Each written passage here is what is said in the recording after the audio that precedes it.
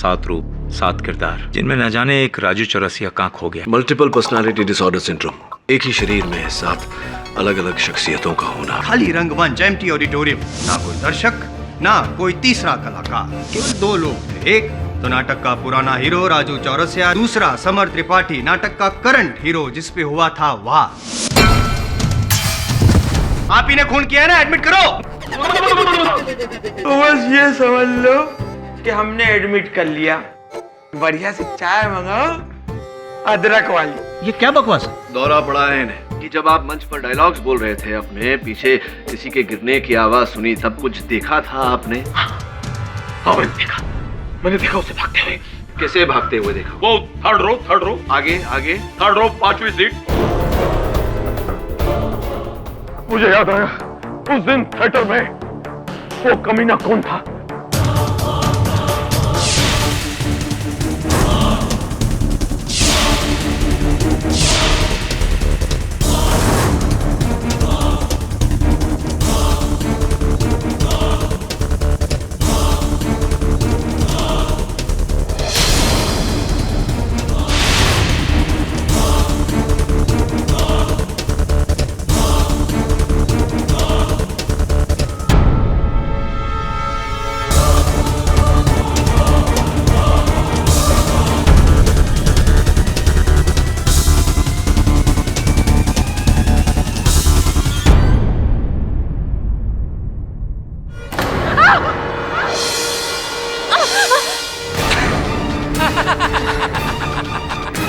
God Jaggi, तुम इतनी रात को यहाँ क्या कर रहे हो? तुम मुझे ये बताओ कि तुम यहाँ क्या कर रहे हो? ओ अच्छा, मुझसे मिलने आई हो? वो कुछ ढूंढने आई हो यहाँ पे। क्या? वो उस दिन रिहर्सल करते करते शायद मेरी घड़ी टूटकर यहीं कहीं गिर गई, वही ढूंढने आई थी। ठीक है, कोई बात नहीं, गुम गई तो गुम गई। मैं तुम्हारे लिए एक महंगी डिजाइनर वॉच ला कर दूंगा, एक खूबसूरत कलाई के लिए खूबसूरत वॉच। जग्गी, अब ये सब ठीक नहीं लगेगा। क्या ठीक नहीं लगेगा? उस केडी पाठक और उस केस की वजह से तुम्हारे और मेरे अफेयर के बारे में सबको पता चल गया है, मेरी बीवी को भी। और खुशखबरी तो ये है कि वो मुझे तलाक भी देने के लिए तैयार हो गई है, इसलिए डरने की अब कोई बात नहीं। सब कुछ ठीक हो गया है। Jaggi please please. क्या हो गया? मैं तुमसे शादी नहीं कर सकती। क्या कहा तुमने? तुम मुझसे शादी नहीं कर सकती? मुझे इतनी दूर तक लाकर मुझे इस तरह नहीं छोड़ सकती। तुम मुझे धोखा नहीं दे सकते।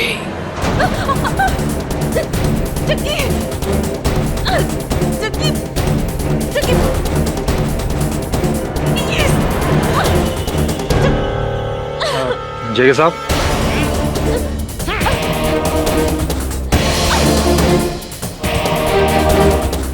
ये नया सेट बनाने की लकड़ियां कहाँ रखनी है? यहाँ रख दो, मेरे सर पर। अरे हीरो के मरने के चक्कर में पूरा प्लेट चौपट हो गया और तुम्हें इन लकड़ी की पड़ी है। बाहर रख दो कोने में। चल चल। और तुम फोन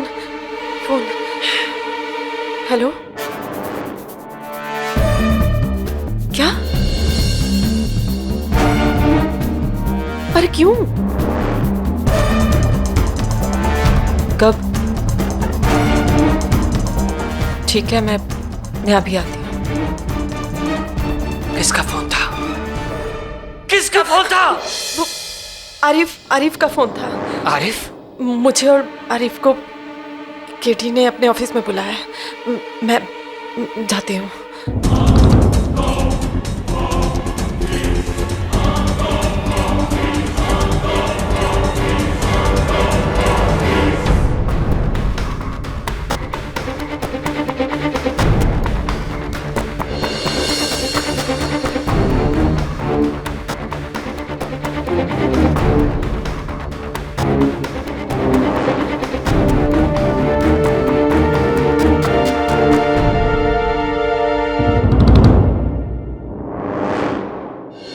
ये पिक्चर्स आपके पास कैसे आई? ये बात छोड़िए, ये बताइए कि पहली बार देख रहे हैं आप ये तस्वीर? हाँ जी। तो इन्हें लेकर कोई ब्लैकमेल कर रहा था आप दोनों?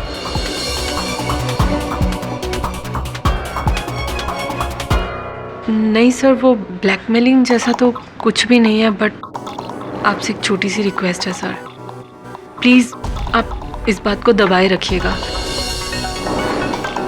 खासकर वो प्रोड्यूसर जग्गी, उसे ये बात बिल्कुल पता नहीं चलनी चाहिए, वरना सर मुझे तो वो प्ले से ही निकाल देगा और इशिका के साथ तो उससे भी बुरा सलूक करेगा वो। मिस्टर पाठक, मेरे और इशिका के अफेयर का समर की मौत से कोई लेना देना नहीं है, आप यकीन कीजिए हमारा। सब अगर इन्हें भी नहीं पता कि ये पेनड्राइव किसका है, तो हमें कैसे पता चलेगा कि उस थर्ड रो के पीछे कौन छुपा था? जिस समय समर की मृत्यु हुई आप कहाँ थी इशिका जी? हाँ मैं वहीं पर, लेकिन मैं अपने मेकअप रूम में थी, वो लाइंस रिहर्स कर रही थी। स्टेज के आसपास तो मैं गई भी नहीं। Really? मैं आपसे झूठ क्यों बोलूंगी सर? Excuse me.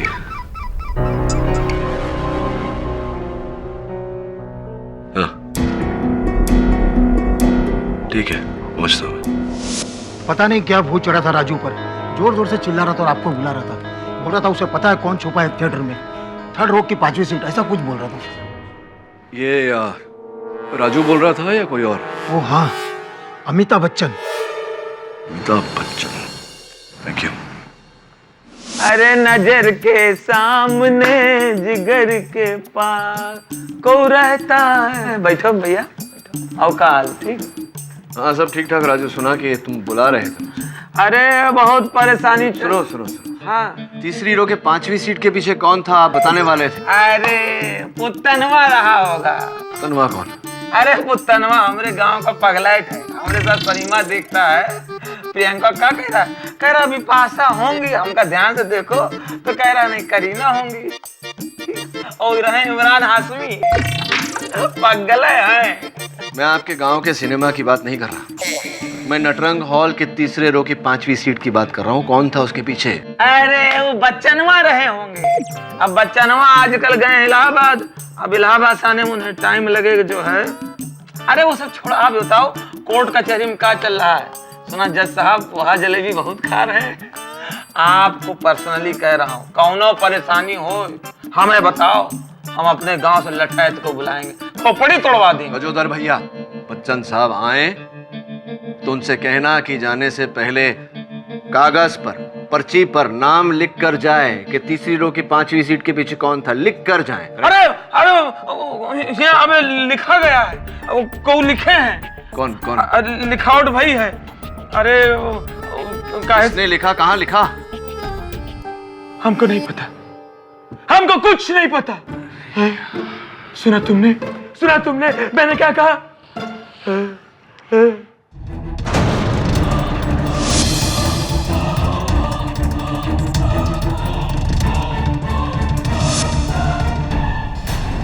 अब आएगा मजा। नहीं नहीं नहीं नहीं नहीं नहीं नहीं,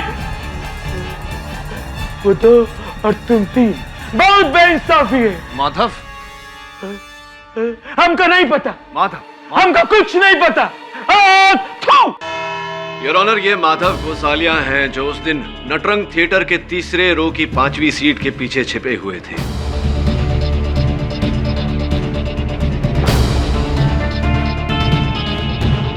समर की हत्या हुई उसके बाद राजू ने इन्हें वहां से भागते हुए देखा।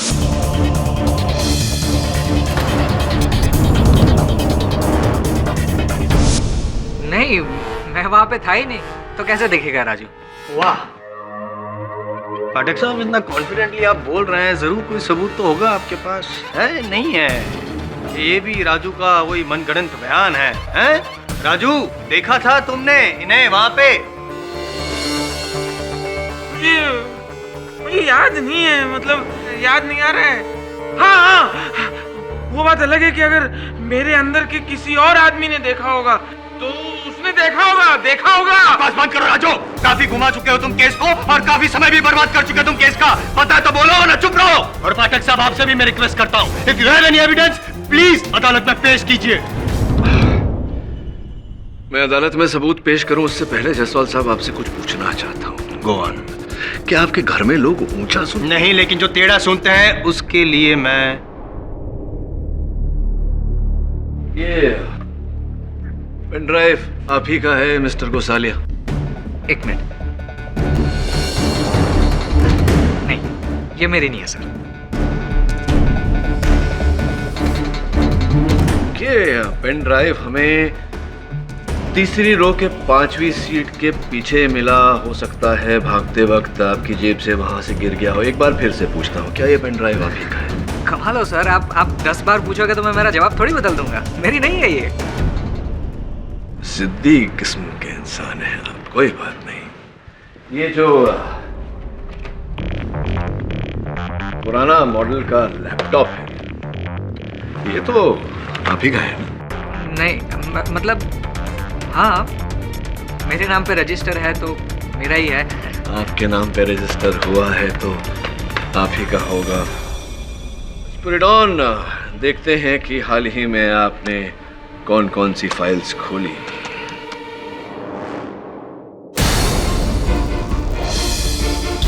जे ड्राइव यानी कि यूएसबी ड्राइव पर आपने कुछ ये तस्वीरें देखी, वही सुखदायक मुद्रा में आरिफ जी की और इशिका जी की।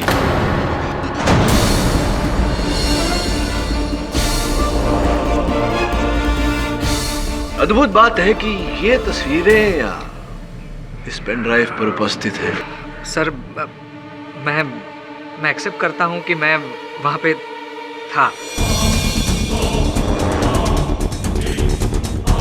पर सर मैं क्यों, मतलब मैंने नहीं मारा समर को सर, बिलीव मी। पापा वहां से भाग क्यों गए? भागते तो मुजरिम हैं। सर मैं आपको सब डिटेल में बताता हूँ। हमारे प्ले की हीरोइन इशिका और डायरेक्टर आरिफ शेख, उन दोनों के बीच में पिछले कई दिनों से कुछ चक्कर चल रहा था और मैंने उन दोनों की चोरी से कुछ तस्वीरें खींची थी। मुझे लगा मैं पैसों के लिए उनको ब्लैकमेल करूँगा।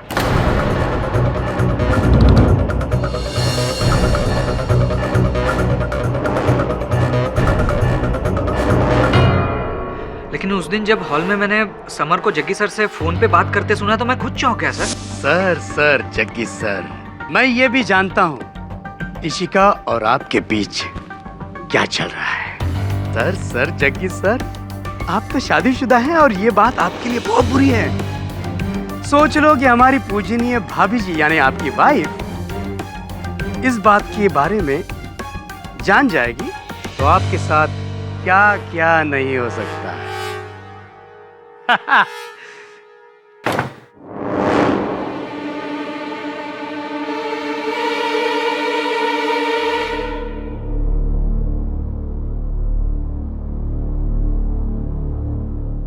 बस मैं यही बात सुनता हुआ पकड़ा ना जाऊं इसलिए मैं वहीं पे छुप गया।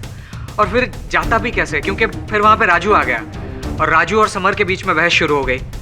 मैं बैठा हुआ सब सुन रहा था सर, और शायद उसी दरमियान ये पेन ड्राइव मेरी जेब में से गिर गई होगी। सर मैं बैठा बैठा राजू की आवाज़ बराबर सुन रहा था कि तभी मैंने हथौड़े की आवाज़ सुनी।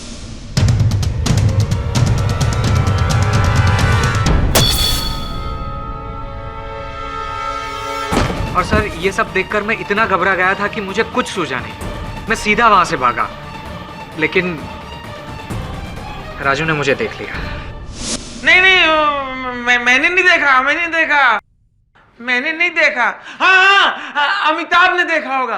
अरे कमरे में बैठा दो, बिजली का क्या काम है मेरे अंगने में, हाँ मेरे अंगने में तुम्हारा क्या काम है। लेकिन सर मेरा यकीन कीजिए, मैंने समर को नहीं मारा।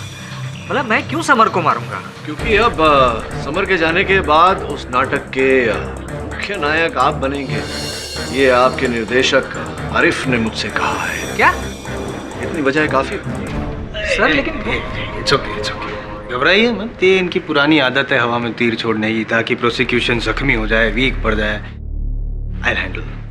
फाटक साहब तो आपका ये कहना है कि तीसरी रो में जो माधव छुपा हुआ था वहां से उसने हथौड़ा फेंका और समर जी संभव है ये? मेरे अनुमान में हर प्रकार से संभव है जायसवाल साहब। आप तो गला फाड़ फाड़ के कह रहे थे कि थिएटर में 2 ही व्यक्ति थे। मैं अभी अभी साबित कर चुका हूँ कि 3 व्यक्ति थे। तो जितना संदेह राजू पर जाता है उतना संदेह इन पर भी तो जाता है।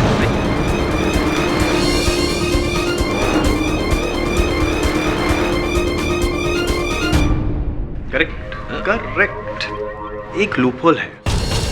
क्या है?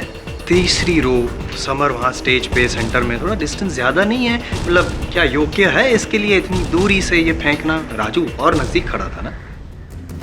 तीसरी रो से समर ज्यादा दूरी पर नहीं खड़े थे। मुझे लगता है पूरी तरह ये योग्य है हथौड़ा मारने के। ये बात तो थिएटर में जाके ही पता करनी पड़ेगी पाठक साहब। Your honour, with your kind permission. Your honour, फिर एक बार मैं वही दृश्य दोहराता हूँ। मैं यहाँ पे खड़ा हूँ जहाँ पे समर खड़ा था योर ऑनर, जब उसके सर पे वार हुआ था हथौड़े से। और राजू जी, आप अपनी जगह पे सही खड़े हो ना? एक सेकंड, मैं डायलॉग बोल के बताऊं, मुझे पूरा याद है। नहीं, जरूरत नहीं है, जब मैं बोलूंगा तब बोलिएगा, ठीक है?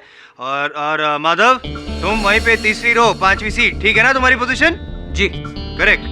अब वो तुम्हारे हाथ में जो हथौड़ा है वो मुझ पे, यानी कि जायसवाल नहीं समर हूं मैं, मुझ पे यहाँ पे फेंको, यहाँ पे लगना चाहिए।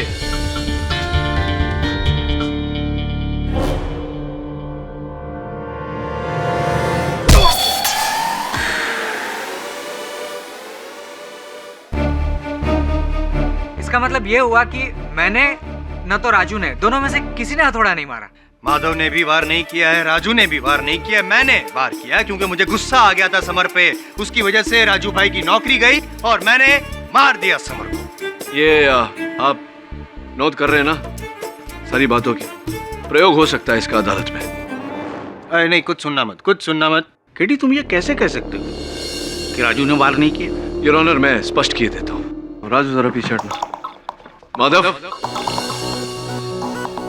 मेरी आवाज आ रही है क्लियर तुमको? जी। अब मेरी आवाज आ रही है? नहीं, अब आपकी आवाज थोड़ी धीमे आ रही है। राइट। और उस दिन जब तुम वहां छिपे हुए थे, राजू यहाँ खड़े खड़े डायलॉग्स बोल रहे थे, तब इनके सारे डायलॉग्स तुमने क्लियरली सुने थे या डायलॉग्स में कोई खलल पड़ी थी? राजू की आवाज बिल्कुल ठीक सुनाई दे रही थी, एकदम क्लियर और एकदम लाउड। कॉमन सेंस है पाठक साहब। माइक अगर सामने होगा और इंसान बोलेगा तो आवाज आएगी, इसमें नई बात क्या है? Exactly mister Jaiswal. ठीक उसी तरह जैसे मैं वहां मुंह करके बात करता हूं तो डायलॉग साफ साफ सुनाई देते हैं, लेकिन मैं इस तरफ मुड़ा तो मेरी ध्वनि धीमी हो जाती है। किंतु माधव ने उस दिन राजू का हर डायलॉग साफ साफ सुना। इसका अर्थ यह हुआ कि उस दिन राजू समर की ओर, समर की दिशा में मुड़ा ही नहीं, और जब वो समर की दिशा में मुड़ा ही नहीं तो समर पर आक्रमण कैसे कर सकता है? राजू ने हथौड़ा नहीं फेंका।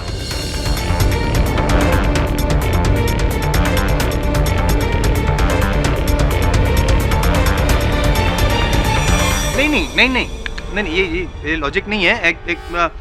ये mister Jaiswal, KD has a point.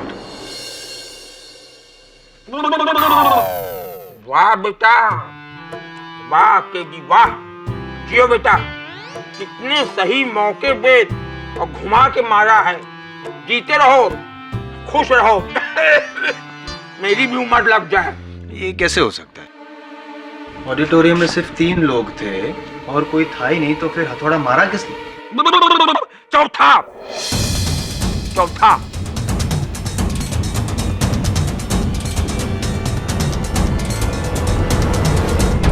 ऐसे घूर के क्या देख रहे हो कमबख्तों? क्या मेरा चौथा होने वाला है? मैं तो उस चौथे की बात कर रहा हूँ जिससे मैं टकराया था, वो भी पीछे। किससे टकराए थे? ये थी चौथी, ये थी।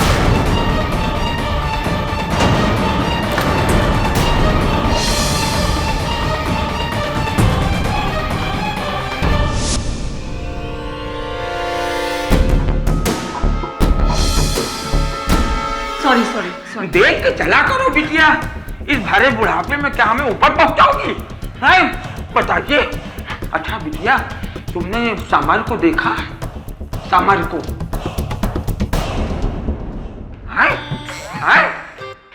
बताइए बताइए। आजकल की नस्ल बुजुर्गों की इज्जत करना जानती ही नहीं। हर लौंडा लौंडिया आजकल का लैपटॉप के ऊपर बैठा है और कैट वॉक कर रहा है, पिज्जा बर्गर फैमिली। मगर इसके हाथ में वो क्या रहा? काल लिए रही। मैं सर ये झूठ बोल रहा है सर। मैंने उस दिन कोर्ट में आपको बताया था ना कि मैं वहां पर थी नहीं। झूठ बोल रहा है ये। मारूंगा रैपटा खींच के, बत्तीसी बाहर हो जाएगी। ये मुझसे इतनी जोर से टकराई कि मेरी हड्डियां अभी तक कीर्तन कर रही हैं। और हाँ, इसके पास वो भी था जज साहब, वो क्या कहते हैं जो मिस्त्री के पास होता है ना, वो लंबा बड़ा। क्या था इसके हाथ में?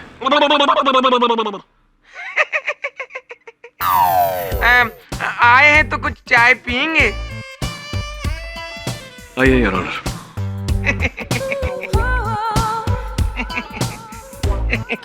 हाथी घोड़ा नमस्कार। मैंने आपसे कहा ना, उस दिन मैं वहां पर थी ही नहीं। इशिका जी, स्टेज के पीछे जो स्थान राजू ने बताई थी, वहाँ इंस्पेक्टर दवे को एक घड़ी मिली है। हमने पता लगाया तो पता चला कि आपकी घड़ी है। आपकी है ये घड़ी? नहीं, हाँ मेरा मतलब मेरी घड़ी है ये, लेकिन ये समर के खून के यही कोई 1-2 दिन पहले गुम हो गई थी। झूठ बोल रही हैं आप। 1-2 दिन पहले नहीं, ये उसी दिन आपके हाथों से गिरी थी जिस दिन समर की हत्या हुई थी। उस समय जब आप राजू से टकराई थी। उस समय कि जिस समय की आप बात कर रहे हैं पाठक साहब, जाहिर है इस बात की गारंटी तो होगी आपके पास। गारंटी स्वयं ये घड़ी है जो उसी दिन पर, यानी कि 10 अगस्त 2012 उसी समय पर दोपहर के 2:40 पर गिरते ही बंद हो गई थी। अभी तक वहीं की वहीं रुकी हुई है।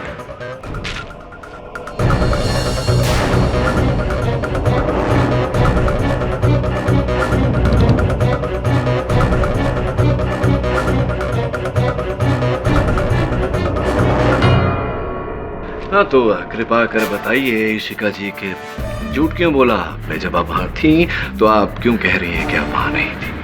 ताकि आप मुझ पर शक ना करें। शक तो आप पे ही होगा इशिका जी। ये घड़ी मेरी है, लेकिन मैंने समर को नहीं मारा। मैं तो उसके साथ सीन रिहर्स करने जा रही थी जब मैंने पर्दे के पीछे से समर को जग्गी सर से बात करते हुए सुना। तंग तंग तो आपकी पत्नी होंगी सर जग्गी सर। जब इशिका और आपके फोटोग्राफ्स एक्शन और रिएक्शन से भरपूर फोटोग्राफ्स देखेंगी तब।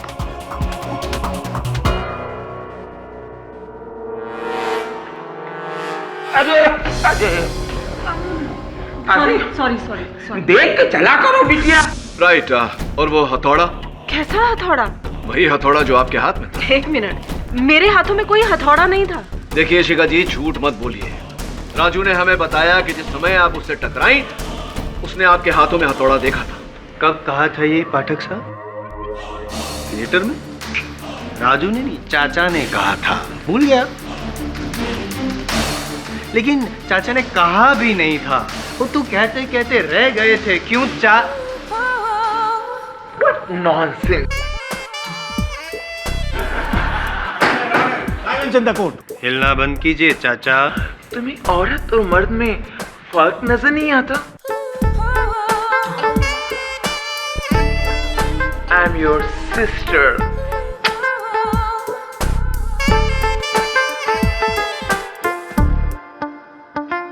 सवाल साहब, यहाँ आ जाइए। सेफ आइए। देखिए शिका जी, आप महिला हैं, मैं आप पर ज्यादा दबाव नहीं डालना चाहता। सच सच बोलिए वरना।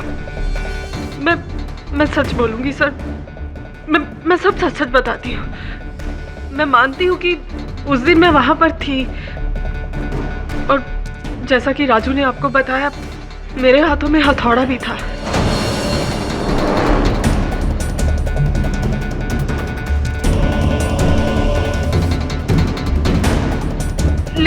लेकिन ये वो हथौड़ा नहीं था जिससे समर का खून हुआ था। एक और मुझे पता था कि आप मेरा यकीन नहीं करेंगे, इसीलिए मैं ये बात छिपा रही थी। लेकिन दरअसल सर बात ये है कि उस दिन मेरी सैंडल से कील निकल गई थी, जिसे ठीक करने के लिए मैंने महिपाल के टूल बॉक्स से एक हथौड़ा लिया था।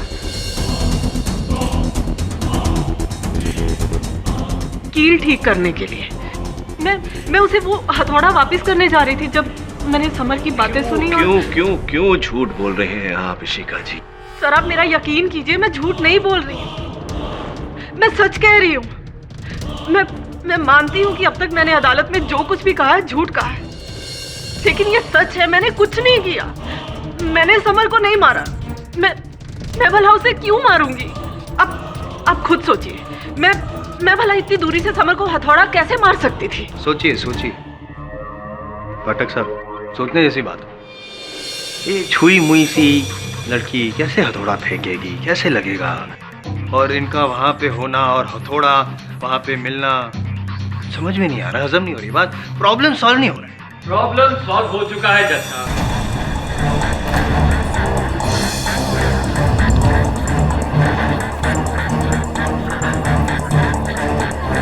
प्रॉब्लम सॉल्व हो चुका है जज साहब।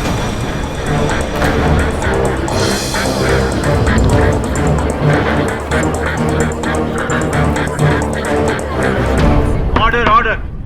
आपको जो कुछ भी कहना है यहाँ आकर कहिए। योर ऑनर, कोई है जिसने मुझे ये बताया है कि जब राजू समर से मिलने गया तब उसके हाथ में हथौड़ा था। कहाँ थे आप अब तक जग्गी जी? बोलिए, कौन था? किसने देखा उसको? वही जिसने हॉल से वापस लौटते समय मुझे ये बात बताई, कारपेंटर महिपाल। महिपाल, तुमने जो भी देखा साफ साफ यहाँ पे अदालत में बता दो। किसी से डरने की कोई जरूरत नहीं, तुम महफूज हो यहाँ पे। बोलो। साहब, हम तो बस काम करने वाले मजदूर हैं। उस दिन हम सेट की ठोका पीटी कर रहे थे तो राजू भाई हमारे पास आए। अरे भैया, काहे इतना मेहनत करते हो भैया? तुम्हारा मेहनत देख के तो ससुरा हमें थकान होने लगी। राजू भैया कैसे?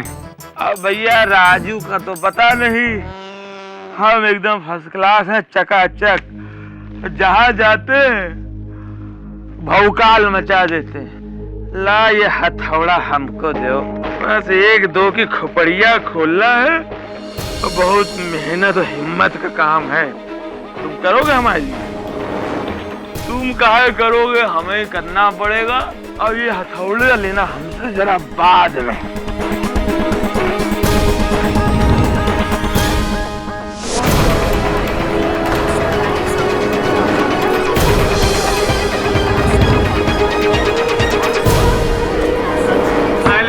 Silence in the court please. Mahipal, तुम्हें शुरू से सब पता था। यहाँ पर मैं खास करके पाठक साहब इतने परेशान हैं उस हथौड़े को लेकर कि वो कहाँ से आया, कैसे आया, किसने मारा, क्यों मारा। जो केस मैं 10 मिनट में सॉल्व कर सकता था, उसके लिए 2 दिन तक मुझे लड़ना पड़ा, सिर्फ तुम्हारी वजह से। पहले क्यों नहीं बताया? जब आप करा दे। Mister Jaiswal please. अरे सर, टाइम वेस्ट कर रहे हैं। माफ करना साहब, लेकिन हम राजू भैया के खिलाफ कुछ बोलना नहीं चाहते थे। बहुत कृपा रही है इनकी हम पर। जब हमारी खोली टूटी तो नई खोली के लिए इन्होंने हमें पैसे दे दिए।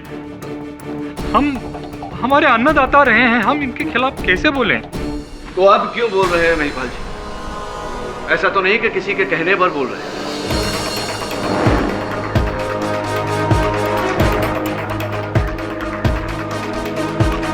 नहीं साहब, हम अभी इसलिए बोल रहे हैं क्योंकि कब तक हम अपने आत्मा को दबाए रखें? माना कि इनके बहुत उपकार हैं, हमारे अन्नदाता हैं, जीवन दाता हैं, लेकिन उसकी वजह से हम किसी की हत्या को कैसे छुपा सकते हैं और कब तक?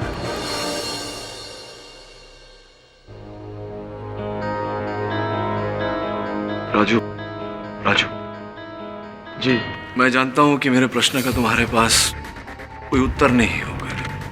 पूछता हूं फिर, क्या ये महिपाल सच कह रहा है?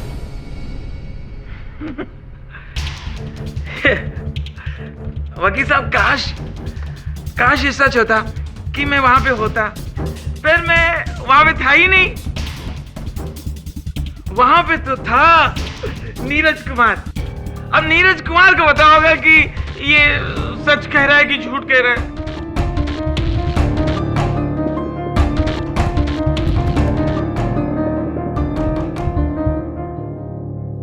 वकील साहब, मुझे नहीं पता, मुझे पता ही नहीं। एक्चुअली वकील साहब, मेरी लड़ाई मेरी खुद से है। मैं कभी कुछ हूँ, कभी नहीं हूँ, कभी ये हूँ, कभी वो हूँ, कभी असली हूँ, मगर मैं अभी असली हूँ। इस वक्त मैं असली हूँ। मुझे पता था कि ये बीमारी एक दिन मेरी जान ले लेगी। मैं चाहकर भी कुछ कर नहीं सकता। मैं फंसता जा रहा हूँ। मुझे सजा मिल जाएगी, मुझे फांसी हो जाएगी। मैं कुछ कर ही नहीं पा रहा हूँ। अच्छी खासी जिंदगी चल रही थी मेरी, रोजी रोटी कमा रहा था मैं थिएटर से। एक दिन अचानक एक झटके में मुझे ड्रामे से अलग कर दिया। मैं बेरोजगार हो गया। इधर मेरी नौकरी छूटी, उधर मेरी पत्नी छूटी। पत्नी किसी और के साथ भाग गई। हमें बच्चों को कैसे पालता? तो अपने बच्चों को लेके अपनी दीदी के पास छोड़ दिया मैंने। अब मैं रह गया अकेला, एकदम अकेला रह गया मैं, एकदम अकेला।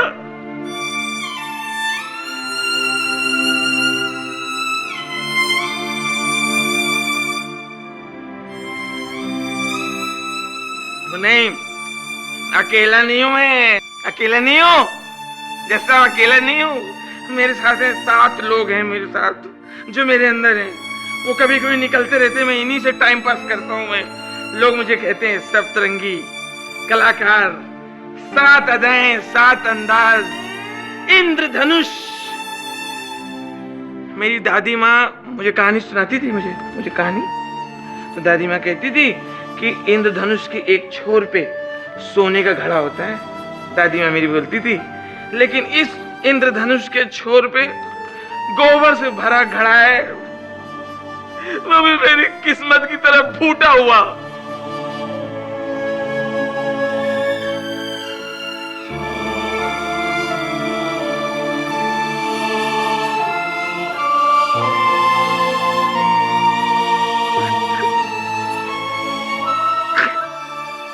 पर मैंने मर्डर नहीं किया, कोई मर्डर नहीं किया।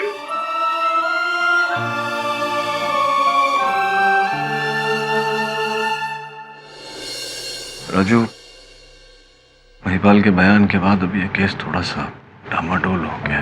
अब तो साहब मुझे भी लगने लगा है कि समर का मर्डर मैंने किया होगा। मैंने मारा होगा। मैं क्यों नहीं मार सकता? मैंने मारा होगा। साहब, एक तो मेरी बीमारी, ऊपर से मेरा फ्रस्ट्रेशन और बीमारी दोनों साथ साथ चल रही है मेरे ऊपर। मैंने मारा होगा। और साहब, मैंने तो ये तक फैसला कर लिया है, अगली बार जब जाएंगे ना कोर्ट में, जब पेशी होगी, मैं जज साहब के सामने कबूल कर लूंगा, मैंने मारा है समर को, मैंने मारा है। राजू, ये नौबत ही नहीं आएगी। अगली पेशी में मैं ये साबित कर दूंगा कि तुम निर्दोष हो। पता नहीं साहब, ये लोग बहुत, ये दुनिया बहुत जालिम है साहब। ये लोग, मुझे सजा होगी। कुछ नहीं होगा तुम्हें, विश्वास रखो मुझ पर, कुछ नहीं होगा तुम्हें।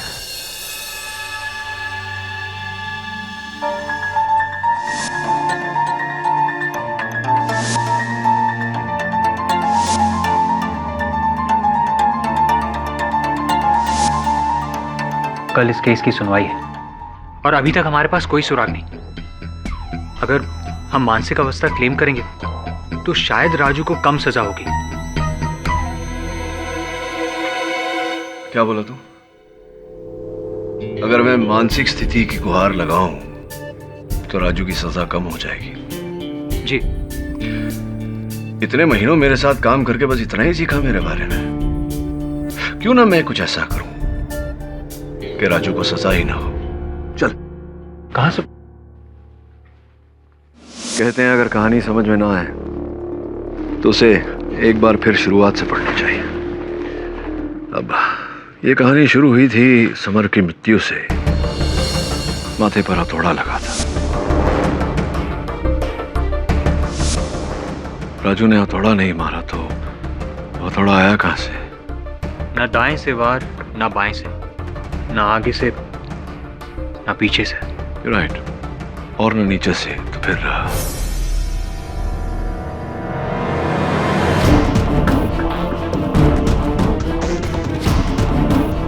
मुझे लगता है कि इस कहानी का रहस्य उस तरापे पे छुपा हुआ है। जा।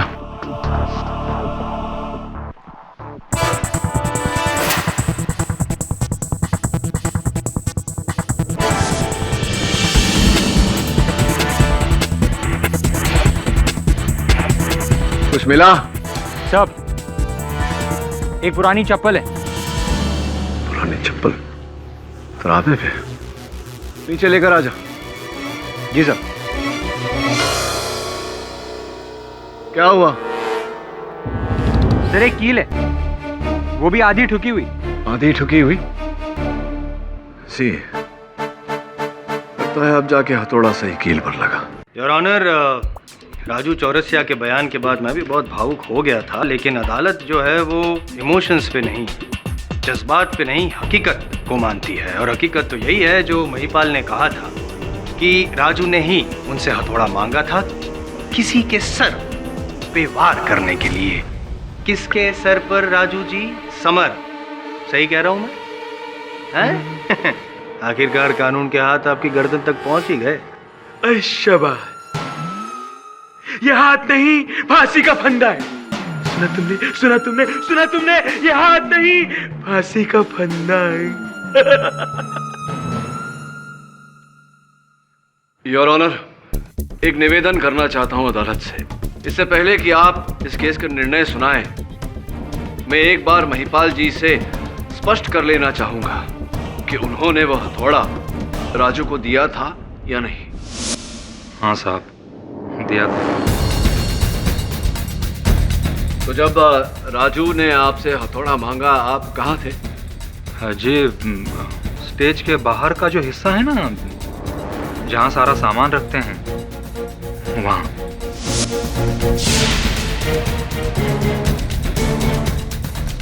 सामान कक्ष में? जी। सामान कक्ष से निकलकर राजू सीधा मंच पर गए समर से मिलने। जी। ना 2.5-3 मिनट लगा होगा उन्हें मंच पर पहुंचने में। जी। तो ये बताइए महिपाल जी कि 2.5-3 मिनट के अंदर आप सामान कक्ष के जमीन से लेकर थिएटर में लगे तरापे 40 फुट की ऊंचाई पर 2.5-3 मिनट में कैसे पहुंच गए आप?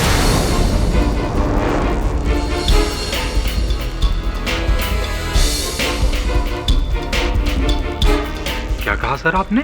मैंने ये कहा जो आपने सुना कि 2.5-3 मिनट के अंदर अंदर सामान कक्ष के जमीन से 40 फुट ऊपर लगे तरापे पर आप कैसे पहुंच गए? आप वहीं थे ना, वहीं कुछ काम कर रहे थे? नहीं साहब, मैं वहां था नहीं, मैं तरापे पर नहीं था। तो और कौन था महिपाल? क्योंकि बाकी सब सदस्य तो अपनी अपनी जगह पर थे, आप ही काम कर रहे थे तरापे पर। अध्यक्ष सर, ये क्या है? तरापे की नई स्टोरी समझ में नहीं है। आइए ना, मैदान में आइए, समझाता हूँ। जायसवाल साहब, मंच पर जिस जगह समर खड़े थे उसके ठीक ऊपर 40 फुट ऊपर तरापे पर हमें ये लकड़ी का टुकड़ा मिला। शायद ये लाइट इत्यादि लगाने के लिए लगाया गया। देखिए, इसमें 2 कील पहले से ठुकी हुई है। वकील साहब, मुझे कुछ याद आया, मुझे याद आया। हाँ, 2 कील ठोकने की आवाज गूंजी थी। अबे कौन हथौड़ा मार रहा है इतनी देर से यार? बंद करो। तो मैं समझा बाहर से होगी, मगर वो ऊपर से थी। वो ऊपर से थी। जरा गौर कीजिए, ये तीसरी कील आधी मुड़ी हुई। ये महिपाल जी आप ठोकने जा रहे थे किंतु वहीं रुक गए और वहीं से आपने समर पर निशाना साधा और हथौड़ा उसके सर पे दे मारा।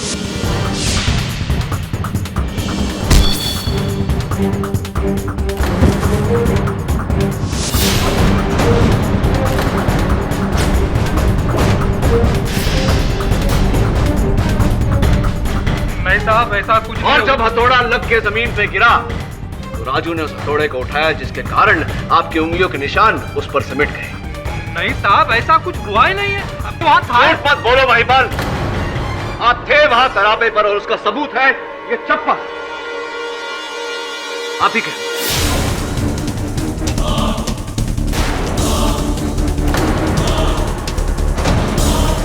जो वहां से घबराकर भागते वक्त छूट गया था आपसे।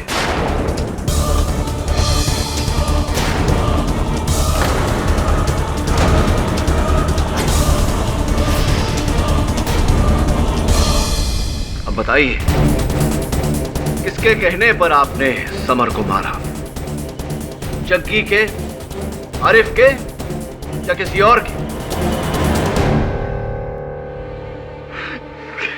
किसी के कहने पे नहीं साहब।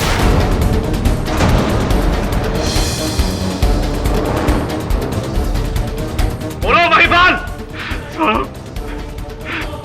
गलती थी साहब, गलती। हम तो चुपचाप ऊपर तरापे पर अपना काम कर रहे थे कि अचानक हमारे हाथ से हथौड़ा छूटा और नीचे जाकर बराबर समर साहब के सर पे गिरा।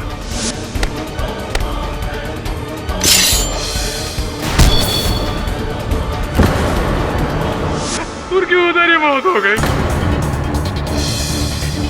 साहब हम बहुत डर गए साहब। इसके ऊपर ही दुबके रहे और ऊपर से नीचे देखते रह गए कैसे सभी लोगों ने राजू भैया को दोषी ठहराया।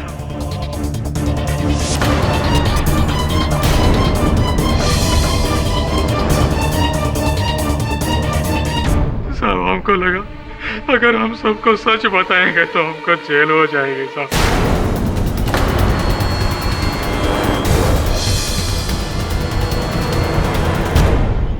महिपाल, अगर इस केस के अंत तक तुम शांत रहते तो शायद बच जाते। क्या कारण था कि तुमने मध्य में आकर राजू पर उंगली उठाई? साहब आप जिस तरह केस को कुरेद रहे थे तो हमको डर लगा कि आज नहीं तो कल आप हम तक पहुंच ही जाओगे। इसलिए हमने राजू भैया की बीमारी का फायदा उठाकर वो कहानी रची साहब कि वो हथौड़ा हमसे लेकर गए। हमसे गलती हो गई साहब। समर साहब को हमने जानबूझ के नहीं मारा। वो एक दुर्घटना थी जिस किसी के भी हाथ से हो सकती है साहब। ठीक कहा तुमने महिपाल, दुर्घटना किसी के भी हाथ से हो सकती है, लेकिन तुमने इसके आरोप में एक निर्दोष को फंसाया है। ये घोर अपराध है और यह अपराध तुमने किया है महिपाल। डिफेंस प्रेस ये अदालत महिपाल शर्मा को समर त्रिपाठी की मौत का जिम्मेदार मानते हुए इन्हें फौरन गिरफ्तार करने का हुक्म देती है और पुलिस को यह आदेश देती है कि वो ये पता करे कि ये मौत एक घात थी या अपघात। साथ ही ये अदालत राजू चौरसिया को इस केस से बाइज्जत बरी करती है। The case is closed. Pathak साहब जी, देखिए आप कुछ कहें उससे पहले मैं आपसे कुछ पूछना चाहता हूँ। हमेशा अंत में कुछ कहना आवश्यक है, नहीं ना? जाने देता नहीं इस बार, अगली बार। See you next time. Raju Raju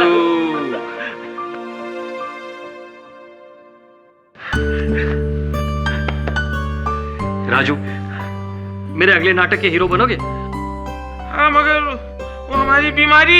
उसकी चिंता तुम मत करो, वो हम सब मिलकर संभाल लेंगे। तुम बस अपने काम पर ध्यान दो। राजू ही है कि कोई? हम राजू ही हैं और पूरी तरह से राजू हैं, मगर इससे कि पहले कि मेरे अंदर का कोई किरदार वापस बाहर निकल आए। हम एक बात क्लियर कर देते कि हमारी दादी माँ एकदम सही कहा करती थी, इंद्रधनुष के एक छोर पे सोने से भरा घड़ा होता है, और वो सोने से भरा घड़ा मुझे मिल गया है, और वो घड़ा आप हैं। मेरी दादी भी एक बात कहा करती थी, कहती थी कि हर इंसान के अंदर एक सोने का घड़ा होता है, जो होता है उसकी सच्चाई और सादगी तुम में है। अच्छा सुनो ना, चलो तुम्हारी वो अदरक वाली चाय पिलाता हूँ और तुम्हें सैंडविच खिलाता हूँ। प्लीज नमस्ते कर ले। हाँ